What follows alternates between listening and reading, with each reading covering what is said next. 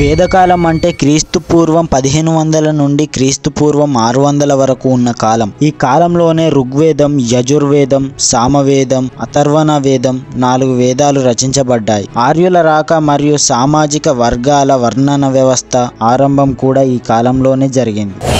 క్రీస్తు పూర్వం 322లో చంద్రగుప్త మహారాజు మౌర్య సామ్రాజ్యాన్ని స్థాపించాడు. దీనికి గొప్ప చక్రవర్తి అశోకుడు. కళింగ యుద్ధం తర్వాత అశోకుడు యుద్ధాన్ని విడిచిపెట్టి బౌద్ధ మతాన్ని స్వీకరించాడు. గుప్తా సామ్రాజ్యం ఒక పురాతన భారతీయ సామ్రాజ్యం. ఇది సుమారు 3వ శతాబ్దం నుండి 6వ శతాబ్దం వరకు అభివృద్ధి చెందింది. తరచుగా దాని సాంస్కృతిక మరియు శాస్త్రీయ విజయాల కోసం భారతదేశ స్వర్ణయుగం అని పిలుస్తారు. శ్రీ గుప్తుడు స్థాపించిన ఈ రాజవంశం యొక్క ప్రముఖ పాలకులలో చంద్రగుప్త మరియు సముద్రగుప్తుడు ఉన్నారు. భారతదేశం యొక్క స్వర్ణయుగంలో కాళిదాసు మరియు ఆర్యభట్ట వంటి పండితులు కళలు, సాహిత్యం, విజ్ఞానం మరియు గణితంలో పురోగతిని సాధించాయి.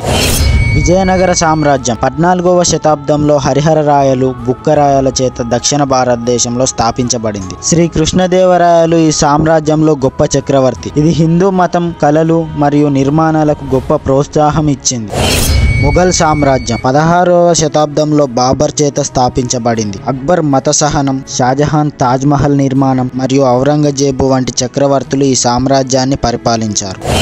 భారత జాతీయ కాంగ్రెస్ స్థాపన 1885వ సంవత్సరంలో ఏఓ హ్యూమ్ ద్వారా స్థాపించబడింది. ఇది భారత స్వాతంత్ర ఉద్యమంలో కీలక పాత్ర పోషించిన అతిపెద్ద రాజకీయ సంస్థగా మారింది. ఇన్ఫర్మేషన్ వర్తి అనిపిస్తే ఒక లైక్ చేయండి. ఇలాంటి యూజ్ఫుల్ కంటెంట్ కోసం మన ఛానల్ని ఇప్పుడే సబ్స్క్రైబ్ చేసుకోండి.